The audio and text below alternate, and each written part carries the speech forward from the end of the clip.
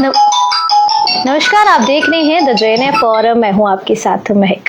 जिस तरह से आप जानते हैं कि LG मनोज सिन्हा जी के द्वारा एक ऑर्डर जो है वो निकाला गया है, जिसमें साफ तौर पर ये कहा गया है DC और SSPs को कि आप जरूर इस चीज की वेरीफाई कराएं कि आखिर कौन फेक जर्नलिस्ट है और कौन सही जर्नलिस्ट है, जिसको लेकर आप जानते हैं कि इस मुद्दे को उठाने से पहले काफी ज्यादा रीजन थे, जिसमें आजकल ब्लैकमेलिंग के मामले बहुत बढ़ रहे हैं और वहीं आजकल ये भी हो रहा है कि पर्सनल मैटर्स में भी बहुत बार लोग जो है अपना माइक लेकर चले जाते हैं। इसी पर खास बातचीत करने के लिए इस समय हमारे साथ सीनियर जर्नलिस्ट सोहेल काजमी साहब जी है। सर, सबसे पहले तो आपको बहुत बहुत स्वागत है। Good afternoon ma'am.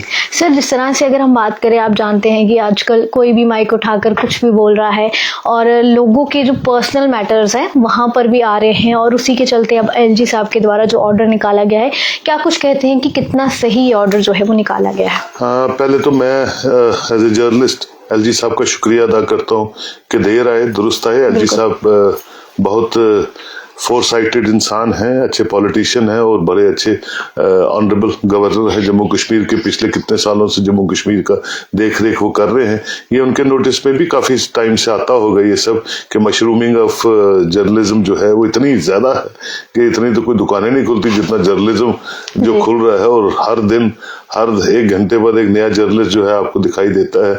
और आपने खुद ही कहा कि माइक उठाते हैं और वो माइक के साथ ही शुरू हो जाते हैं। तो मैं समझता हूँ कि ये एक पॉजिटिव स्टेप है। और उस पॉजिटिव स्टेप में सर मैम कि आज मैं जो सुबह पढ़ रहा था, DC बारामूला ने एक नोटिफिकेशन निकाली है और उस नोटिफिकेशन को जब मैंने पढ़ा तो उसमें वाज़ेह तौर पे लिखा है कि जो भी एक्रेडिटेड हैं या जो रियल जर्नलिस्ट हैं उनको पता होता है, डिस्ट्रिक्ट एडमिनिस्ट्रेशन को पता होता है कौन कहाँ क्या काम कर रहा है, किस ढंग से कर रहा है और कितना पॉजिटिव कंट्रीब्यूट कर रहा है सोसाइटी को बांधने के लिए, नेशनल बिल्डिंग के लिए और जम्मू कश्मीर को भी रियली जो प्रोजेक्ट करने में। और उन्होंने कहा है कि वो जो जर्नलिस्ट है उनको बिल्कुल पैट्रोनाइज किया जाएगा, उनको गवर्नमेंट फंक्शंस में गवर्नमेंट जितने भी हैंड आउट्स हैं, जितने भी डिस्ट्रिक्ट इन्फॉर्मेशन हैं उनको कोऑर्डिनेट करेंगे। और जो फेक जर्नलिस्ट हैं सिर्फ येलो जर्नलिज्म पे बिलीव करते हैं और कहीं रजिस्टर्ड नहीं है या कहीं उनकी जो एग्जिस्टेंस कहीं फाल नहीं करती है तो उनको स्ट्रिक्टली डील किया जाएगा। तो मैं समझता हूँ जरूरत है, जिस तरह से हम आगे बढ़ रहे हैं, जम्मू कश्मीर आगे बढ़ रहा है, जहाँ मैंडेट लोगों का खूबसूरत है, एक पॉपुलर गवर्नमेंट यहाँ चल रही है,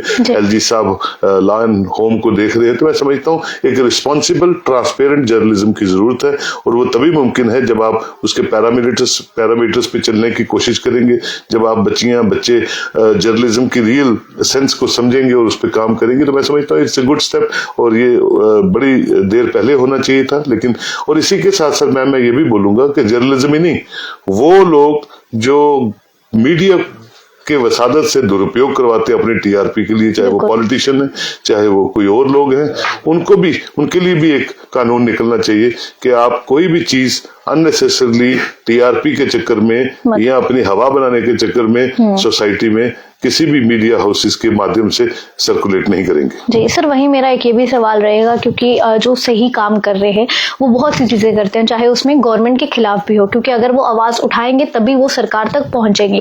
तो अगर किसी SHO की या किसी SP की या DC की उन लोगों के साथ नहीं बनती है तो क्या लगता है कि वो उनका सर्टिफिकेट में सही लिखेंगे? क्योंकि जिस तरह से एक ये भी बहुत बड़ा क्वेश्चन है कि अगर फॉर एग्जाम्पल मैंने एक खबर की है कि उनके खिलाफ, यानी उनको जरूरत है वहां पर ध्यान देने की, वहां पर चेंजेस लाने, क्योंकि सड़कें टूटी हैं, बहुत सी चीजें हैं, तो सरकार वहां पर एडमिनिस्ट्रेशन जो है वो ध्यान नहीं देती। तो क्या लगता है कि वो उनके सर्टिफिकेट में सही लिखेंगे? तो क्या कहेंगे? देखिए जी, no one is above law. कानून जो है वो सबके लिए है, एक PN से लेके ऑनरेबल प्राइम मिनिस्टर तक। तभी हम ग्रो करेंगे, मुल्क आगे तभी बढ़ता है जब जो रूल ऑफ लॉ है वो प्रिवेल करता है। अगर कोई गलत स्टोरी आप करते हैं, वो डिफेमेशन होती है, आपके खिलाफ पर्चा लगता है। सेम प्रोसेस SP के लिए भी है, DSP के लिए भी है, एक ब्यूरोक्रेट के लिए भी है, एक पटवारी के लिए भी है, एक डिप्टी कमिश्नर के लिए। अगर कोई भी रूल्स को वायलेट करता है, कोई भी लॉ को अपने हाथ में लेता है, कोई भी सेंट्रलाइज चीज करने की कोशिश करता है, कोई भी किसी तरह से भी अनरेस्ट करने की कोशिश करता है, मैं समझता हूँ ऑनरेबल LG साहब को एक कमेटी बनानी चाहिए, वो होम के थ्रू बनेगी। वो असर्टन करे कि कोई भी रॉन्ग डूइंग करने वाला इंसान किसी भी शोबे में हो, जर्नलिज्म में तो है ही है, लेकिन और भी जितने भी इदारे हैं उनमें कोई भी चीज, कोई भी फ्रिंज एलिमेंट कहीं भी हो सकता है, वो ब्यूरोक्रेसी में भी हो सकता है, उनको भी कड़े हाथों लिया जाए।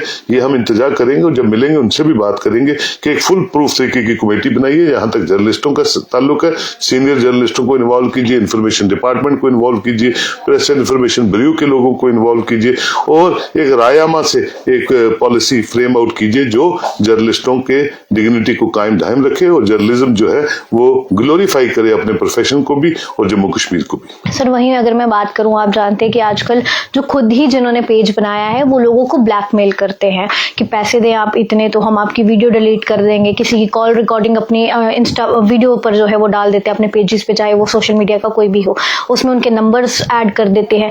कहीं ना कहीं इनसे लोगों को ब्लैकमेल तो किया जाता है काफी ज्यादा। और जो सही मीडिया है, यानी अगर हम कहीं कवरेज करने जाते हैं तो लोग कहते हैं कि ये मीडिया वाले आ गए। आपके दौर में और इस दौर में बहुत फर्क आ गया है। पहले एक मीडिया की इज्जत हुआ करती थी, मीडिया जहां जाते थे, जहां पर अपने काम के लिए जाते थे, लोगों की आवाज उठाने के लिए, वहां पर उनकी एक इज्जत रखी जाती थी। आजकल कहते हैं कि इन्होंने 250 का माइक उठाया तो कवरेज करने आ गए, तो इस पर क्या कहेंगे? बिल्कुल, देखिए आप किसी भी प्रोफेशन में हैं, डिग्निटी आपके अपने हाथों में है, आपके अपने कर्म में है। अब मुझे 35 साल हो गए, 36 साल हो गए जर्नलिज्म करते, तो मुझे तो मेरी गाड़ी पे तो कहीं भी प्रेस का स्टिकर नहीं है। हमारे जमाने में तो कभी भी ये नहीं कहा, या तो आपके नाम की इतनी इंपॉर्टेंस होती है कि आपके नाम का आप स्लिप भेजते हैं तो आपको वो एक्नॉलेज करते हैं, और जहां हमें इज्जत नहीं मिलती थी हम नहीं जाते थे, चाहे पॉलिटिशियन हो या कोई ब्यूरोक्रेट्स हो। हाँ, अगर गवर्नमेंट की अच्छी स्टोरीज होती थी, हमारे जितने भी कोलीग्स होते थे वो जाते थे और उनकी बिल्कुल डिग्निफाइड तरीके से इज्जत होती थी और फैक्ट्स एंड फिगर्स लेके स्टोरी को फाइल करते थे। अब किसी भी शोबे में जो रिस्पेक्ट है वो आप इंडिविजुअली अपने आप को मेंटेन करनी है। अगर आप उसके पैरामीटर्स को जानती हैं और उस रिस्पेक्ट को मेंटेन करना जानते हैं तो आप मेंटेन करते हैं। और हमारे प्रोफेशन में भी बहुत से दिग्गज लड़के भी हैं, औरतें भी हैं जिनको पद्मश्री के अवार्डों से भी नवाजा गया है। वो सिर्फ उनके काम के को देखते हुए जो है वो उनको हमेशा इज्जत अफजाई होती है। और जो लोग बिला वजह एक ही दिन में या 2 दिनों में हीरो बनने के चक्कर में रहते हैं, 4 लाख लोगों ने देखा, 5 लाख लोग, वो प्रिवेल नहीं कर पाते, वो सस्टेन नहीं कर पाते और वो थोड़े दिनों बाद उड़ जाते हैं। आपने बड़ी बड़ी स्टार कास्ट वाली फिल्में देखी होंगी, लेकिन स्टोरी नहीं होती, कंटेंट नहीं होता, एक्टिंग नहीं होती, फिल्म फ्लॉप हो जाती। तो फिल्म वही चलती है जिसमें आपका होमवर्क हो, जिसमें आपकी एक्टिंग हो, जिसमें आपका प्रोफेशनलिज्म दर्शाता है। वो ही स्टोरीज, वही फिल्में और वही डॉक्यूमेंट्रीज और वही स्टोरीज जो है और वही पोर्टल और वही सोशल मीडिया प्रिवेल करेगा, वही नेशनल चैनल्स भी प्रिवेल करेंगे। आपके रिपोर्ट पे तो 200 चैनल्स है, आप स्टिक करती हैं 2 चैनल्स पे जहां आपको दिखता है कि यही ऑथेंटिक न्यूज हमें बताता है, तो आप उसी चैनल को सब्सक्राइब करती हैं। इसी तरह आपका फेस, आपका काम, आपकी जो काम करने का तरीकाकार है वो लोग एक्सेप्ट करते हैं और लोग फिर आपको सराहते हैं, इनकरेज करते हैं, आपको इज्जत बख्शते हैं। तो आपके हाथ में सब कुछ है, आपकी जिंदगी का रिमोट चाहे आप किसी भी शोबे में हैं वो आपके हाथ में है। No, you are the best director to use your this controls. तो अगर आप अच्छा कर रहे हैं तो वो एक्नॉलेज होगा, कहीं ना कहीं होगा।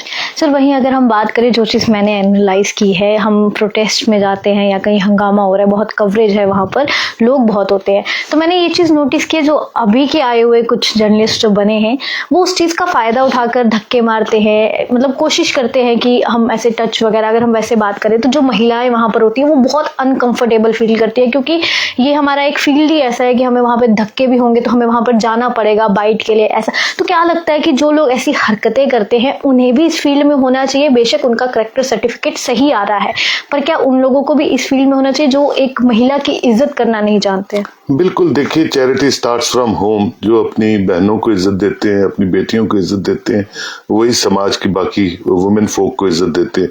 जो लोग इस तरह के फ्रिंज एलिमेंट्स हैं वो हर फील्ड में हैं, जर्नलिज्म में नहीं। हाँ, वो हर तरह आपको मिलेंगे। बड़े बड़े पुलिस वाले भी हमने देखे, वो भी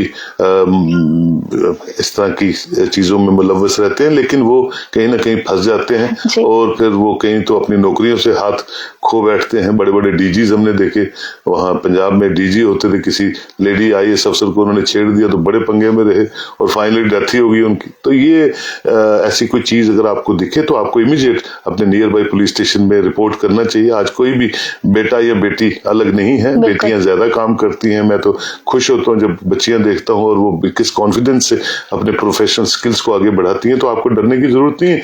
जब आप घर से निकली हैं तो आप मजबूती से काम करती हैं और उसके लिए कोई भी आपको ऐसी कोई प्रॉब्लम आती है तो आपको नियर बाय पुलिस स्टेशन जाके उसको रजिस्टर करवाना चाहिए। और ये मत डरिए कि कौन बट सीनियर से सीनियर अफसर है या छोटे से छोटा अफसर है। जो इनडिसिप्लिन क्रिएट करता है, जो औरतों की इज्जत नहीं करता है, जो समाज की निटी-ग्रिटीज को नहीं समझता है, तो उसके खिलाफ कड़ी से कड़ी कार्रवाई होनी चाहिए। जी सर, एक आखिरी सवाल मेरा रहेगा, जो बच्चे या बच्चियां इस फील्ड में आना चाहते हैं उन्हें क्या कुछ मैसेज देंगे? देखिए, बिल्कुल संस्कारों से जुड़े रहिए, वैल्यू ओरिएंटेड काम कीजिए, हार्ड वर्क कीजिए। और मैं आपको ये सच बताता हूँ कि बिना हार्ड वर्क के जिंदगी में कभी सक्सेस नहीं मिलती है। हार्ड वर्क, ट्रांसपेरेंट और तरीके से काम कीजिए, वैल्यू ओरिएंटेड आप काम कीजिए। किसी भी प्रोफेशन में है, जहाँ वैल्यूज होंगी, जहाँ हार्ड वर्क होगा, भगवान हमेशा आपका साथ देगा और आपको सफलता जरूर मिलेगी। लेकिन ये जो आप गलत लोगों को रोल मॉडल बना लेते हैं समाज में, जो टीआरपी के होड़ों में चलते रहते हैं, तो आप खुद भी सक्सेस नहीं अचीव करेंगे और गलत रोल मॉडलों के साथ बैठ के या टाइम वेस्ट करके आप अपना वक्त भी बर्बाद करेंगे और अपना जो प्रोफेशनल स्किल्स है उनको भी लूज करेंगे। तो मैं सिर्फ यही रिक्वेस्ट करूंगा बच्चों से भी, बच्चियों से भी, कि आप अच्छे रोल मॉडल चुनिए, बड़ों से सीखिए और सीख के अपना काम कीजिए और आगे बढ़िए। यही अच्छा घर भी चाहता है और समाज भी यही चाहता है। चलिए, बहुत बहुत शुक्रिया। देखिए, अभी खास बातचीत जो है वो हमने की, इस पर आप तमाम लोगों का क्या कुछ कहना है, आप लोग अपनी राय को जरूर कमेंट सेक्शन में साझा कीजिए। ऐसी तमाम वीडियोस के लिए बने रहे द JNF के साथ। नमस्कार।